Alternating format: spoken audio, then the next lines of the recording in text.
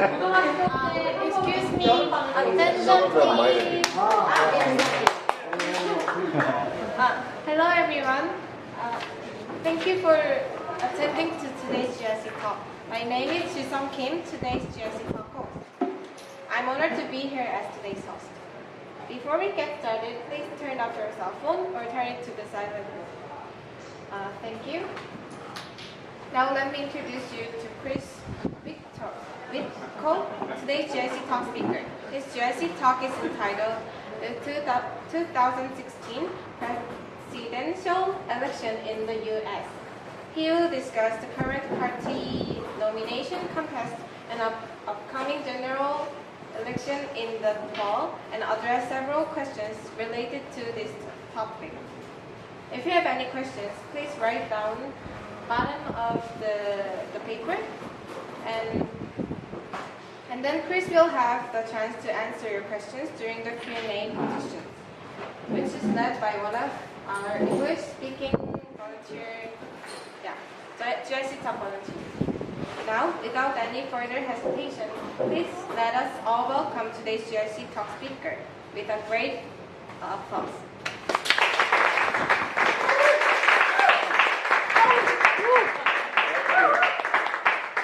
So much. You can tell I've planted people in the audience. Very enthusiastic.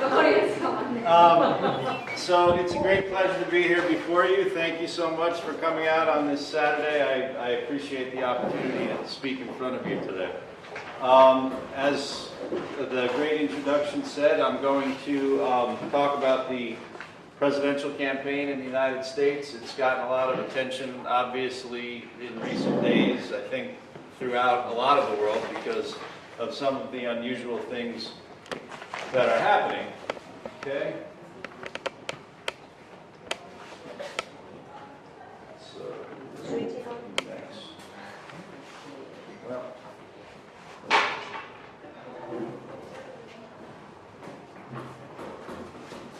Not on.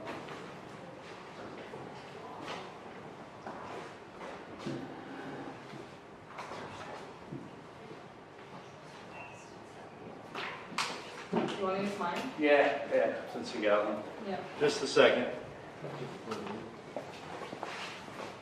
Thank you. And then make sure you turn that on. Bear with us here. Here's another one.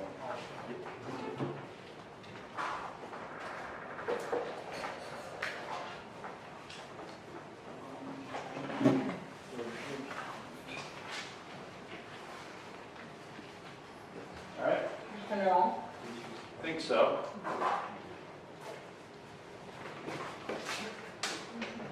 All right, anyway, I can start talking. The first slide is just I was going to give you a little bit of background about myself. I'm a professor at the university. Well, okay, overview of talk. That'll be the first.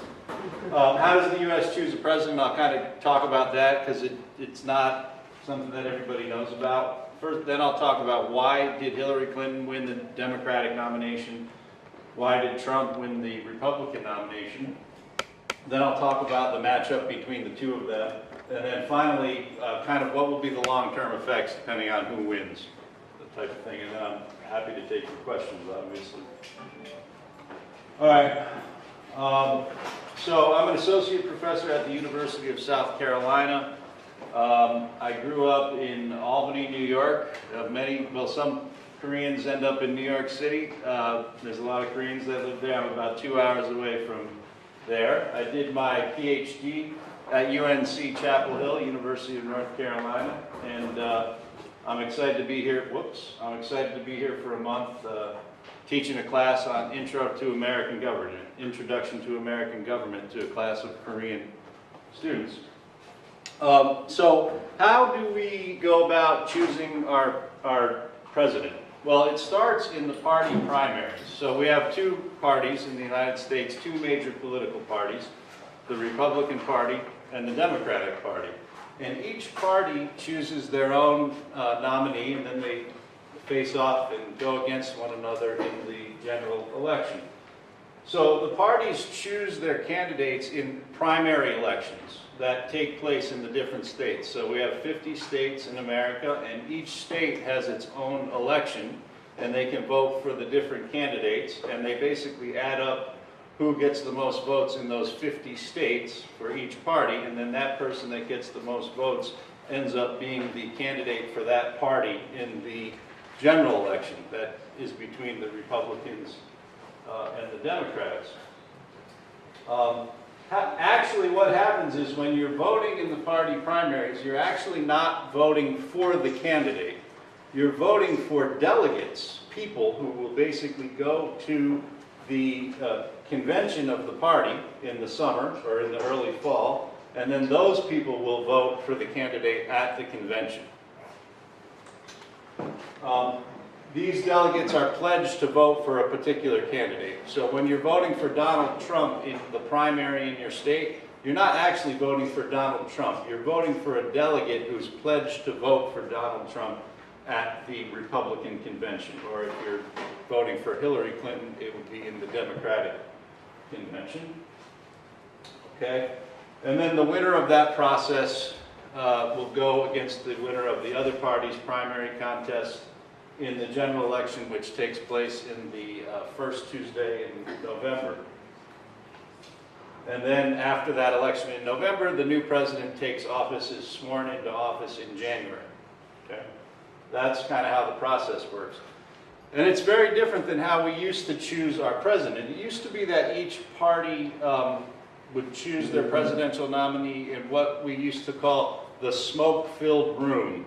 Okay? So it would be a bunch of guys sitting around smoking cigars, maybe drinking some brandy or some bourbon, and they would basically just decide who the party was going to nominate. This is a more democratic process, right? It allows for more input of the public. But that's not always necessarily a good thing, as we'll maybe discuss in a minute. All right, so the Democratic nominee is Hillary Clinton. Each party has different rules for how their primaries work and how many votes you need to win the nomination. Okay, for the Democratic primary, you need to have, what does it say, 2,000, it's hard to see on there, but basically 2,300 and something. And Hillary Clinton has enough now, she's clinched the nomination. In the Democratic Party, most of those delegates come from voters. So the people vote, and then the delegates go to Hillary Clinton, or those are the pledged delegates who are pledged to support Hillary Clinton at the Democratic convention. But the Democratic Party also has something called superdelegates. These are delegates that will go to the convention that aren't pledged to any particular candidate. They're basically elected officials, like members of Congress, governors of the different states, and things like that are chosen as superdelegates, and they can support whoever they want.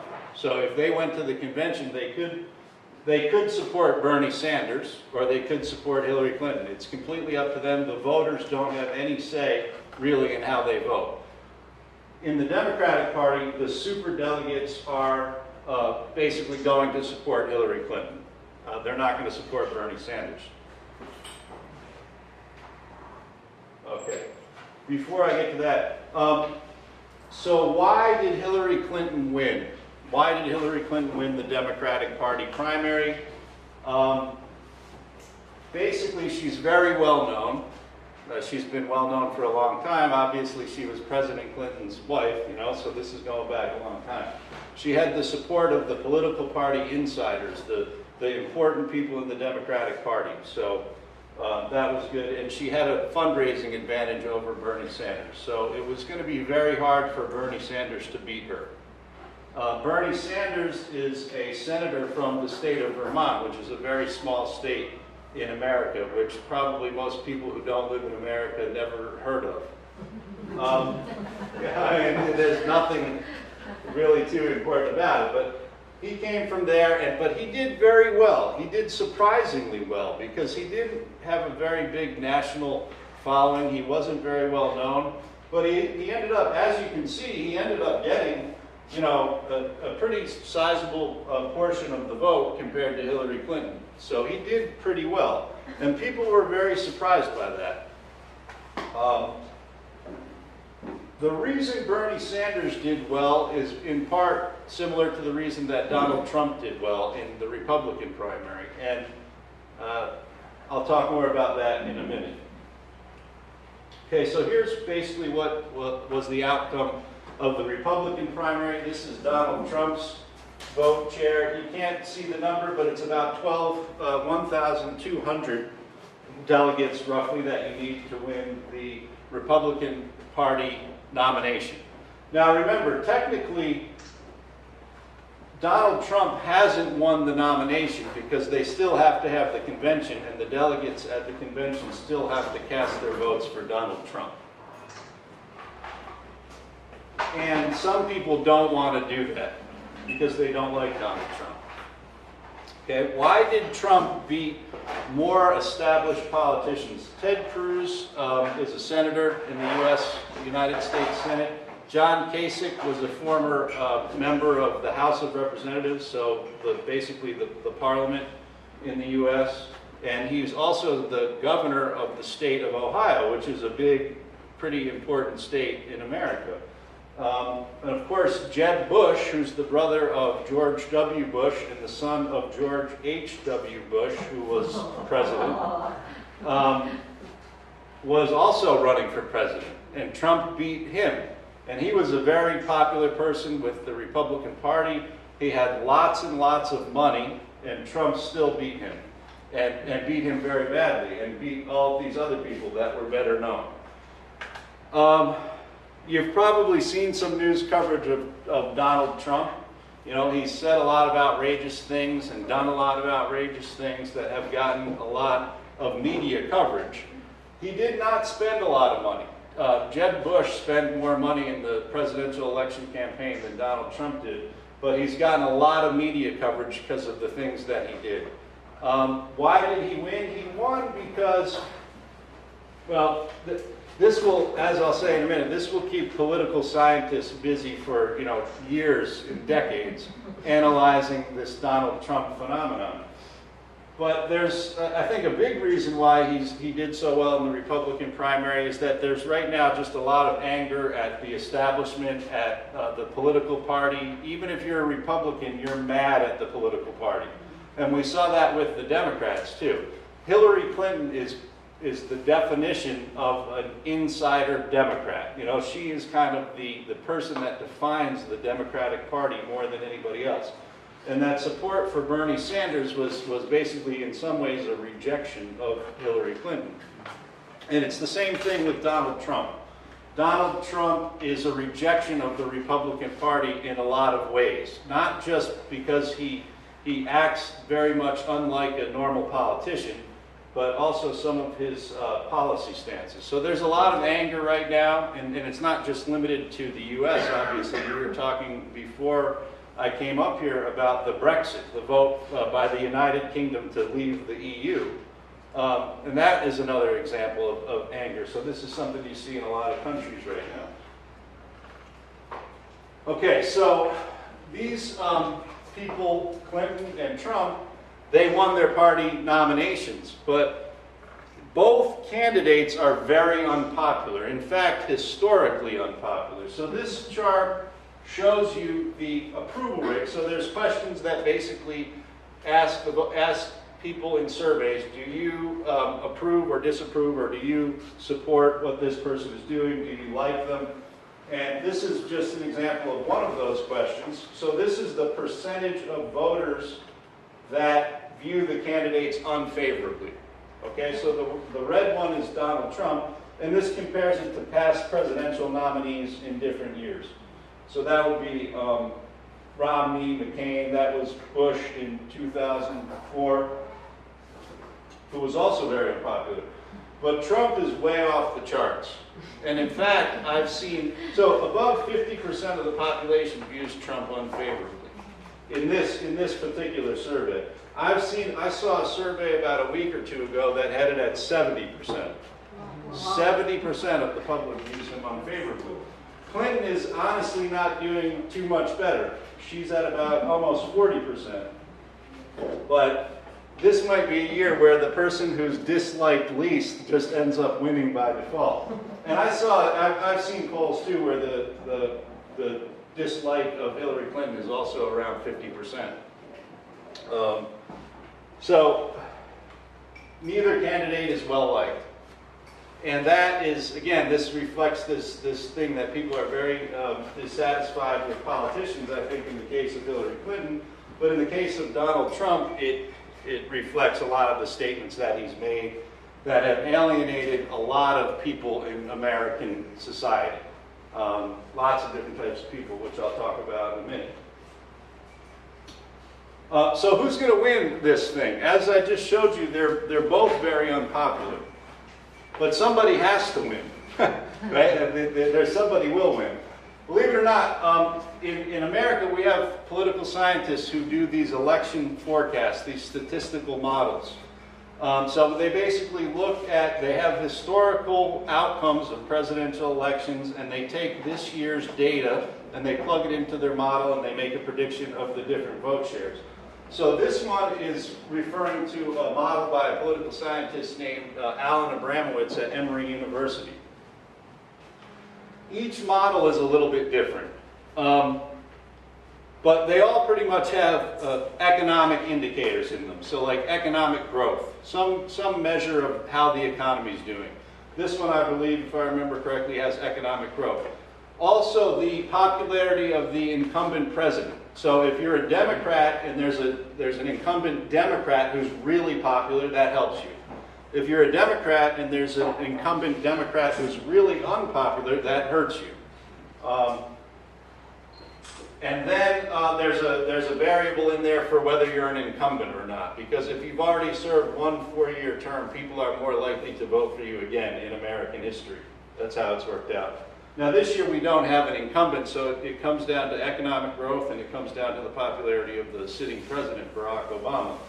The economy in the U.S. is okay. It's not great. It actually seems like it's slowing down a little bit. Obama is actually gaining in popularity, and that could end up helping Clinton more as the election approaches. But historically, he's not very popular compared to some other presidents as they were leaving office. So basically, he did the numbers on this, and he predicted a Trump victory. So, how could it be that this guy who's so unpopular would be winning the general election? Well, as you can see, the headline says, one of the best election models predicts a Trump victory. Its creator doesn't believe it. Because Trump violates all of the assumptions of a normal general election. He is not a typical candidate, right? He in a lot of ways. And this is why Trump will probably lose, despite the fact that the economy is not great, despite the fact that we have a sitting Democratic president who's somewhat popular but not very popular, right? And there's a lot of reasons why Abramowitz, the guy who ran the model, who ran the statistical model, doesn't think its predictions are accurate this year. For one thing, Donald Trump's own party, the Republican Party, is not unifying around him. What we typically see in presidential primary elections is that there's a lot of bitterness and anger and tough talk in the primaries, but then when the primary is over, all of the people within that party get behind that candidate and support them and stop saying bad things about them and say, oh no, that was just, that we were just going against each other, I really didn't mean that. With Donald Trump, that's not happening. There's a number of prominent Republicans, elected officials, and also what you might call the Republican intelligentsia, journalists and people who write newspaper opinion articles and things like that, who are really against Trump. And that's something we just don't see.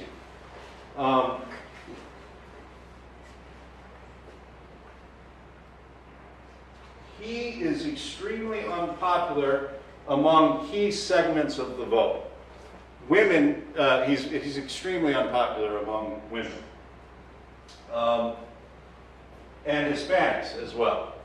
and it's easy to understand why he's very unpopular among Hispanics. He's threatened to round up illegal immigrants and basically send them back to Mexico and build a huge wall. And the problem with that in America is that illegal immigrants, if you come to America as an illegal immigrant and you have a child, your child is an American citizen. So you're talking about rounding up the parents of American citizens and sending them to a completely different country, which is not a good idea. And not to mention, we're talking about 10 or 12 million people. So rounding up 10 or 12 million people, sending them back to a different country, bad idea.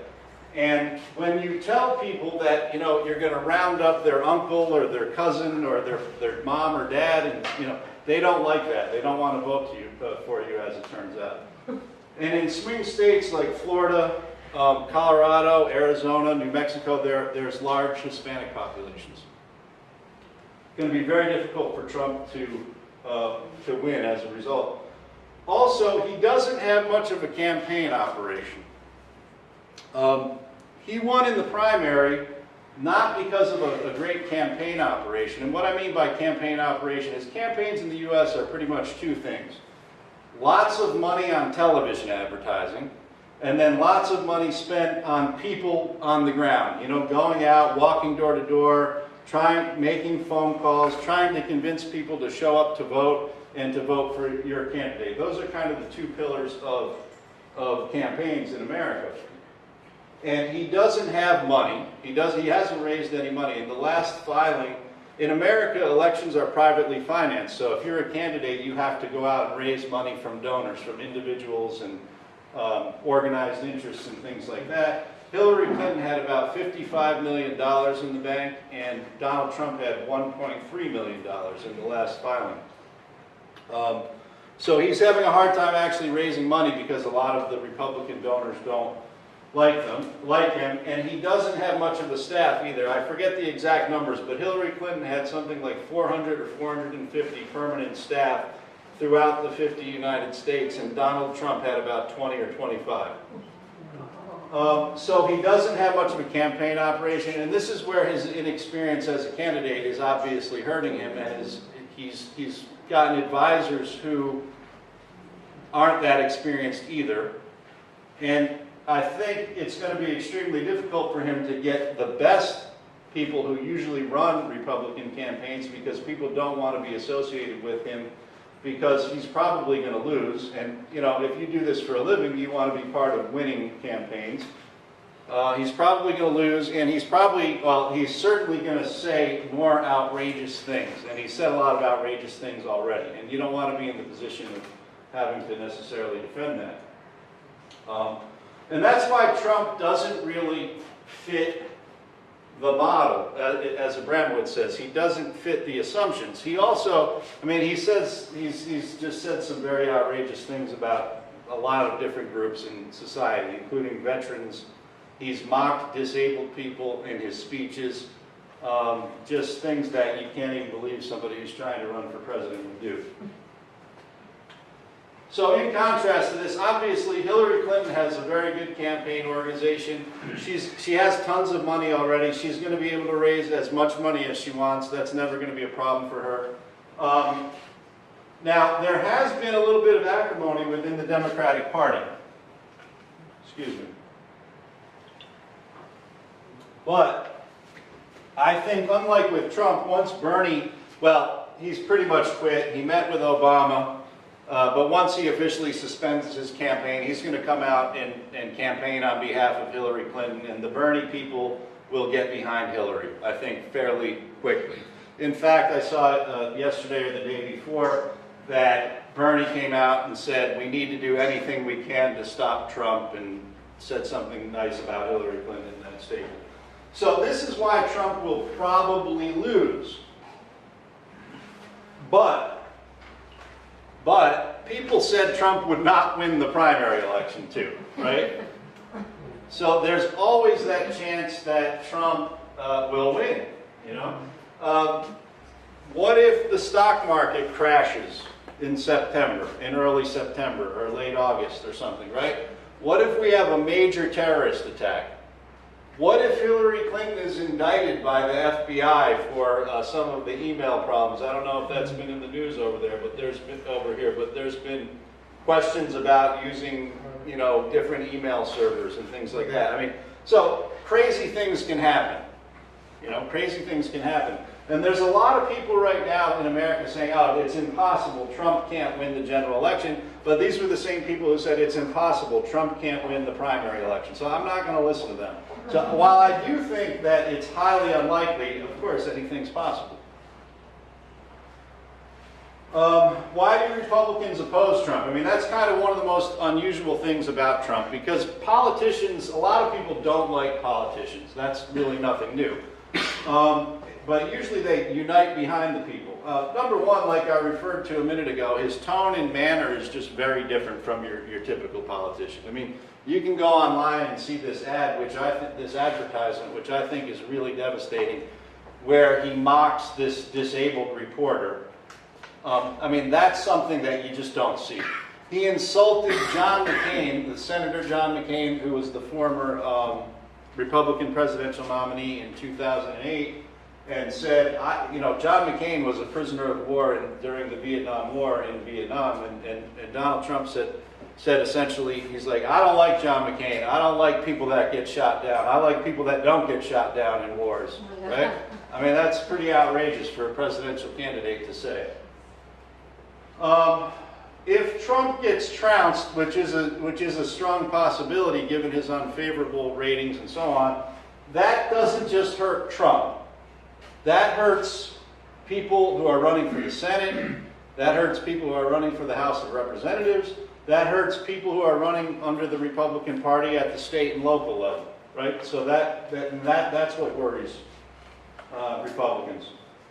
He's also gone against typical Republican positions on things like the welfare state, on taxes. For instance, he mentioned that he thinks that taxes should be increased on the wealthy.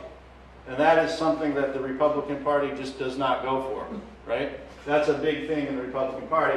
And obviously immigration. Now, within the Republican Party, there's divisions on immigration. There are the Trump-type people who have been saying we need to, you know, deport all illegal aliens, build a wall, make it impossible to get here. But there's also a lot of Republicans who think, particularly the people who are the big money people who are the donors, who think we need to lay off that immigration thing. We need to let people who want to work come into this country and make it easier for people to basically immigrate into America. So it's very divided. So a lot of people don't like his stance on immigration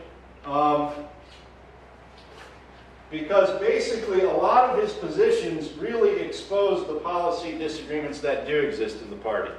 Every party, the Democratic Party, the Republican Party, every party in a large, diverse country like that where you only have a couple of parties, is going to have disagreements among key party constituencies. That happens for every party.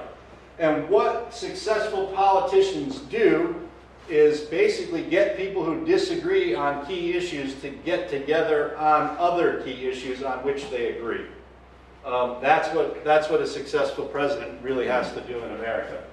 And Donald Trump is not only not uniting the different factions of the party, he's really causing these rifts and causing these disagreements to come into play here. Okay. What's going to happen? Like I said, I mean, Hillary Clinton probably will win based on the models and kind of the experts and stuff like that. Not necessarily the statistical models, but a lot of expert opinion. Obviously, if she wins, that's a huge deal. She'll be the first woman president. I mean, that's a huge thing, right, in America. That's a big deal. Some people do say Trump is in the process of really splitting the Republican Party. You know, throughout American history, there have been times where existing parties have split over key issues. It hasn't happened in a long time, though.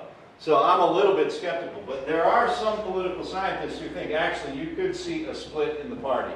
Because basically, the Republican Party has two factions in it, kind of, you know, wealthier business interests and that sort of thing, but then more lower class, working class voters who aren't highly educated and don't have a lot of money and have these very conservative positions on immigration and things like that, which the business wing of the party doesn't really agree with.